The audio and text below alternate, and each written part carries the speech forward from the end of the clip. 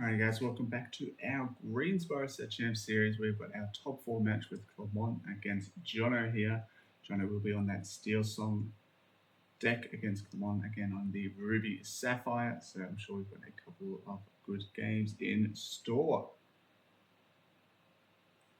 As a reminder, we will be streaming the Set Champs on this weekend coming. One at Aussie and the other one at Midian Games. So be sure to tune in for those over on Twitch at Mr. Darcy or right here on YouTube as well. Finally going to have that added to the channel. So be sure to watch out for that. We've just got our players setting up here with their mulligan. Jono going to mulligan 6. Obviously not finding what he was looking for in that opening 7. So hopefully the next 6 cards are a bit more generous to him. So again, these top 8 matches are best of 3, 70 minutes, so plenty of time for our players to finish their games. Jono in top 8 fortunately finished in a record time against me in 15 minutes, so has had plenty of time to rest and recover, so should be ready to go here in our top 4. Clement will be going first here. Doesn't look like he has the 1 drop, unfortunately, but definitely the turn 2 ramp and turn 3 how far I'll go. So looking pretty good here.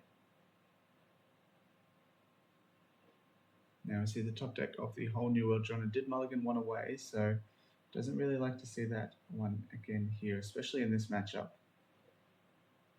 Ooh, interesting inking the Pete here. I wonder if he's aware that Clement is playing the Scar Vicious Cheetah. So having that extra option to board wipe when the peak comes down. So we do just see the ink of the T-bow. It doesn't have that brawl in hand just yet. So playing the T-bow on 2 and sail on 3, allowing the brawl to be played. Not really the line he wants to be going down.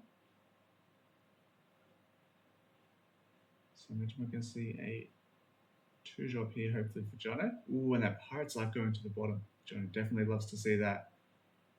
One is on 3, I believe, so still a couple more in the deck. We'll see that turn 2, how far I'll go. Oh, just should be going into the inkwell. We do fix that one up, unlike in round 6, thankfully. Now, unfortunately, Jono not really having a good turn 3 play here, so might just have to opt for that queen. Another action going to the bottom of the deck, very helpful for Jono. Don't want to be giving Clement more cards, but if you were to give more cards, not the end of the world, because I imagine next turn he'll be going Ink and Naveen, a whole new world.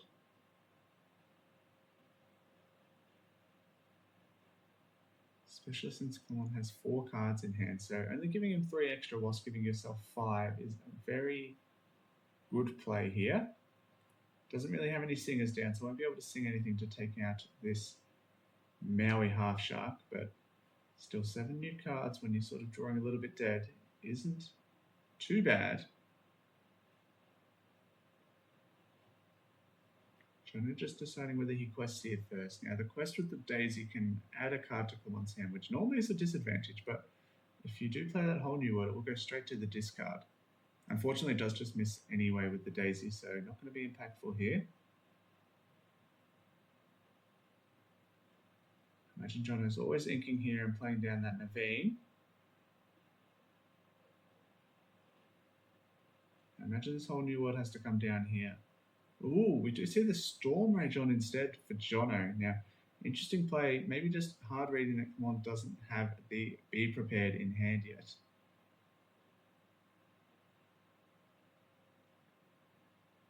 Because if this Be Prepared were to come down, Jono's not left with much in his hand here. So, and we do see the Be Prepared, so I'm probably going to clear this board here for Jono and make it very difficult for him to get back into this game. At least if the Storm Raid, if the whole new world came down, then Jono would have 7 fresh cards, now 8 to work with, including that Pete. So maybe getting a few characters down that could sing, so a couple of 1 drops, and then maybe some more Petes to add to it. Now we also see this come back to that turn 1 when Jono inked the Pete. So potentially if he had saved that, might have been able to play it then and prevent Clement from playing that Be Prepared to clear his whole board. Now we see here in this Steel Song deck, putting down 1 character at a time, and In this case, not even putting any characters down means that Clement can just single target removal and keep his big characters on the board. So I think Jono's sort of starting to run away with it a little bit here. Clement not really needing to use any of his removal, so just opting for that Pirate's Life to slow him down a little bit. Again, I think this whole new world just needs to come down here. Jono won't be playing anything, but at least will be having a fresh new set of cards in his hand. I see that area will come down. I imagine he's probably looking for something like Along Came Zeus, which he does find. Not able to play or sing this turn, so one will have a chance to remove the aerial, which he does. And then the Sisu free to quest. At least he did get a 1-drop in that Cinderella to play down, so we'll just Zeus the Sisu, as that questing for 3 is quite a threat to Jono here. Just off this vision, probably going to look for maybe something like that Maui Half Shark. The Maleficent is also okay, but this Cinderella is not too threatening at the moment. A lot of those 3-cost songs can't clear these 5 willpower characters. Now I think Jono probably just has to play this whole new world here. The leader will go to the discard pile, but can bring it back later. Maybe he's just a little bit worried about giving Clement a fresh set of cards.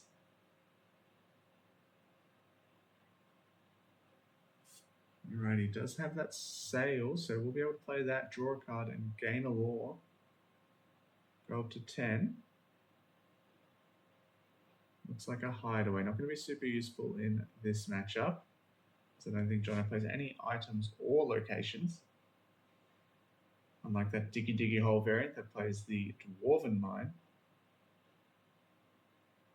Just a Rapunzel here. Not going to be doing too much. Would like to see the Inkton come down with the whole new world here.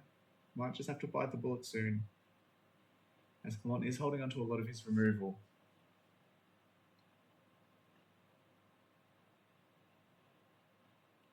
And this Maui Half Shark will be able to get that Pirate's Life back. So can go to 18 this turn. But just decides to grab back the Brawl and completely clear the board. Getting another law, and then next turn we'll have the law required to win the game, and that is Jono conceding game number 1, going to Clement in a commanding fashion. So very strong start there, a quick 7-minute game. So Jono will be going first in the second one, hopefully get a bit more of an aggressive start and find the peat on that perfect turn. So let's get into game number 2. Alright, so we're getting into game number 2 here. Jono on the left will be going first. Interestingly, the players chatting in between the games here. Clement would have been quite afraid by that whole new world, he was saying. Did have a lot of those removal cards in hand, so would have made for an interesting game.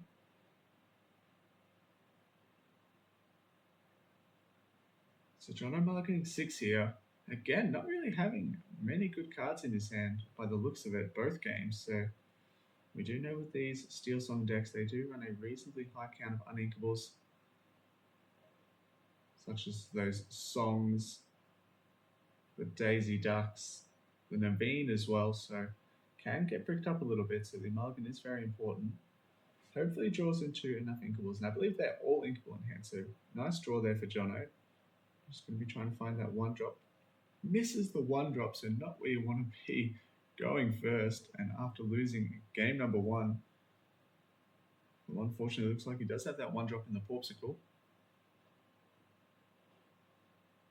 So we see a queen and a queen shift here, so does ink a queen. I believe there's another one in hand anyway, so we might see that one come down next turn. Maybe queen into shift straight away. Just going to come in with a sail. We'll be able to ink a card here, but I'm running into a few uninkables here.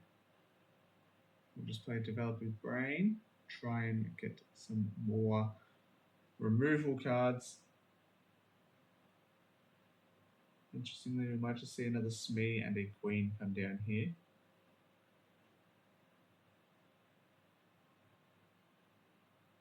That is what we see here, so just putting some more law pressure on the board here. Jono can quest for 7, up to 7 next turn. So if he does find a Pete, that would be able to shut down Be Prepared. But we do see that Scar, Vicious Cheater in the hand for Clement. So might want to try and race up to 7 ink so we can play that on the following turn with something like a double ink Fishbone Quill. Doesn't necessarily have to use the Fishbone this turn, but could use it to get rid of that Lucky Dime, as not as impactful in this matchup, as your Tamatoas are quite difficult to remove with that 8 willpower. We will see that Lucky Dime go into the ink.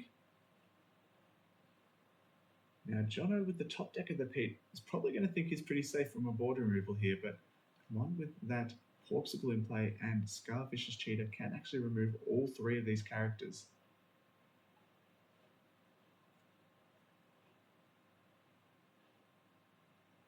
Let's see if Jono plays the Pete here. I think you always have to play the Pete, but he's not going to be happy to see this Scar come down. Just going to use the Fishbone to ink the How Far I'll Go. And this Scar going to completely take out this board. Is a favourable ink trade for Jono, as his cards cost 5 and Clement's was 7, but the 3 cards for 1 trade is probably not what you want to see. Jono want to find a whole new world here. But Clement's hand's looking pretty average at the moment, so probably don't want to be giving him a whole new 7 cards. Might just have to go wide and hope he doesn't have any more removal. So this Queen's quite a good card here. Did top deck the Shark, so might just come down with the Shark this turn, put the pressure on the board.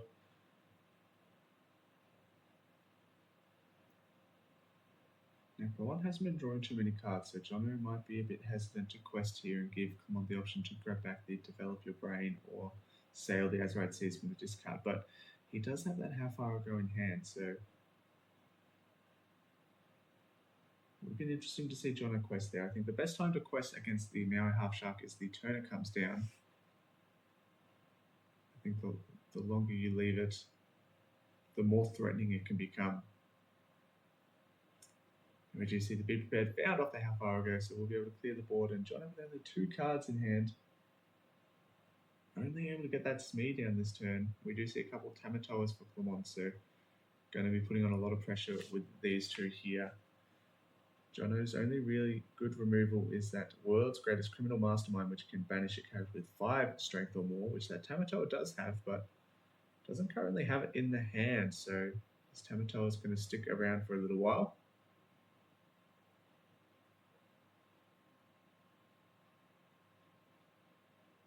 Going to play Scaramatala, search for some more removal, does find the Be Prepared, so probably not going to need it just yet since he does have the Brawl in hand to remove the Rapunzel. And I imagine we're just going to have this Tipo inked with the Fishbone, just hide that information from your opponent. Could have inked it just normally, but why do that when you can just use the Fishbone? Let me see the Sonic Warrior Aerial coming down for Jono. Not a card we see too often in the Steel Song decks, but can pay 2 when you play a song to deal 3 damage to a character. So it might prove a little helpful here in this match to remove some of these Tamatoas with a Longcame Zeus. So probably going to want something like a whole new world here. Doesn't look like that's what he's got. It's just an Ursula Vanessa, so not going to be doing too much here. Probably want to keep this aerial around, so not going to exert it because dealing that extra 3 damage can help clear this board. Now he doesn't know Clement's inked the Lucky Dime, but given that it is inked, if he can just keep control of this board, then it might turn around in Jono's favour this match. We're just going to see another Tala come down. Probably going to keep the Maui Half Shark, I would have to imagine. Again, Hideaway not doing too much in this matchup.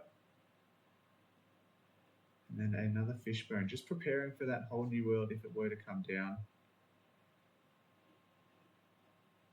Now, Clement just wanting to try and play down his hand as much as he can, sort of being concerned about that whole new world. And I believe that is what Jono top decked here, so Clement correctly predicting that. He's definitely very prepared for that. having 2 Fishbone Quills to ink some useless cards in his hand that he draws, and also playing down his hand as much as he can. Probably going to pay 2 with the aerial to deal 3 damage to the Tamatoa that doesn't have damage on it. Does pick the one here with the 1 damage on it. Probably would have picked the other one since the Zeus deals 5 to banish it, but probably won't matter too much in the end, as Clement is just needing an item here to win the game if Jono cannot deal with this Tamatoa here. I believe the only card would be that world's greatest criminal mastermind. Probably would have liked to see that Aerial pay another 2 to deal 3 damage to the Tala. Just make it so Clement needs a little bit more to win next turn. I'm pretty sure Aerial you can use multiple times a turn, as it's not a once per turn effect. So currently questing for 6, just has the Vitalosphere to quest for 7 and take down game number 2. Again, bit of a rough start for Jono there. Clement having that scar, keeping it from the mulligan. Very smart play there. So that will be Clement going on to the finals here, playing against the winner of Darren and Fabian. So be sure to tune in for that video coming out tomorrow. And again, please like, subscribe if you're enjoying it, and leave any feedback in the comments. And please be sure to tune in for the Set Champs streams on the weekend. We're coming to you live from Aussie and Midian Games. So we'll be starting around 11 a.m.